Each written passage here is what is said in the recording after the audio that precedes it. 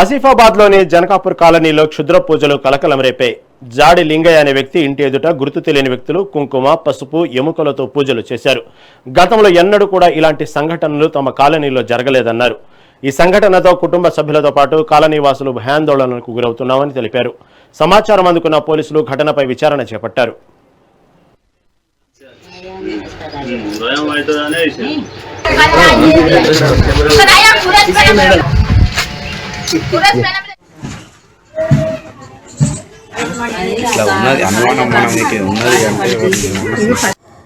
నా పేరు జాడి లింగయ్య, నాది జనకాపూర్ అంబేద్కర్ నగర్. ఈ రోజు నైట్లో 2-3 గంటల సమయంలో ఎవరో గుర్తు తెలియని వ్యక్తులు మా ఇంటి ముందర గేట్ దగ్గర ఏం బొక్కలు కానీ బొక్కలు వేసిండ్రు. బొక్కలు వేసి ఏదో క్షుద్ర పూజలు చేసి మరి ఏం చేసిండ్రో తెలియదు. తెల్లవారుజామున మేము లేచి డోర్ తెరిచే సమయానికి ఆకిట్లు అవన్నీ పడి ఉన్నాయి. వాటిని మేము గమనించి స్టేషన్కి వెళ్ళి కంప్లీట్ చేసి అప్పటికి పోలీస్ సిబ్బంది రాలేదు.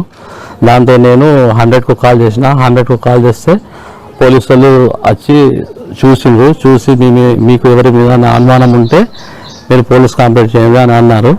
ఇక నేను అనుమానం ఉన్నా కానీ నేను ఎవరి మీద కంప్లైంట్ చేయలేదు. మమ్మల్ని కొద్దిగా ఇంట్లో భయభ్రాంతులకు గురి చేస్తాను. మరి ఏదో